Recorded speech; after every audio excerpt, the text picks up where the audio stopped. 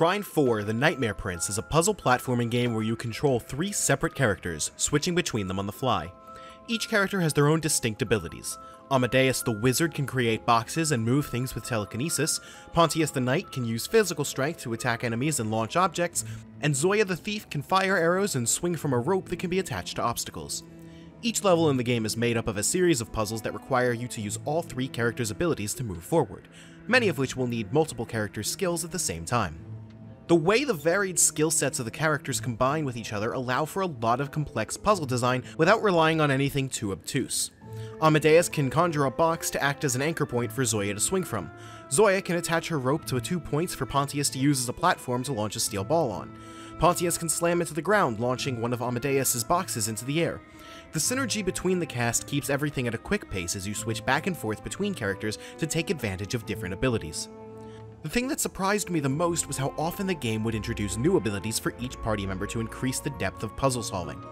Amadeus can eventually summon multiple objects with different shapes and projectiles. Pontius's shield gains the ability to create a magical projection of itself to redirect water or reflected light in different directions. Zoya gains elemental properties to her arrows.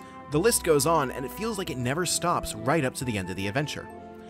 The new abilities you gain over the adventure help keep puzzles from getting stale, and they do an incredible job of expanding your range of options without breaking the game open. When Amadeus received the ability to teleport several feet in front of him, I expected it would trivialize puzzles too much that I could cheese through the rest of the game easily.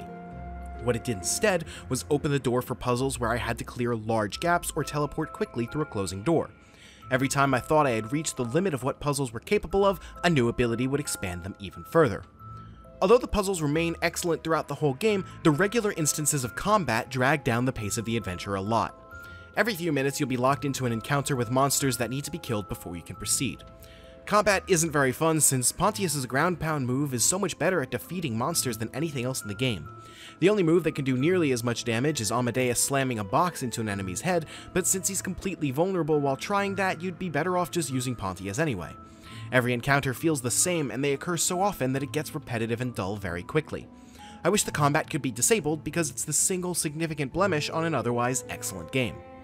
After a decade of seeing the series recommended everywhere, Trine 4 is my first time playing the series, and it's made me realize just what I've been missing all these years.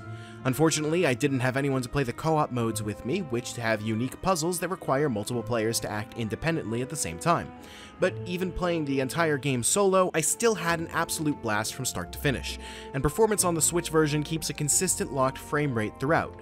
The resolution in handheld can drop pretty low during some of the busier scenes though.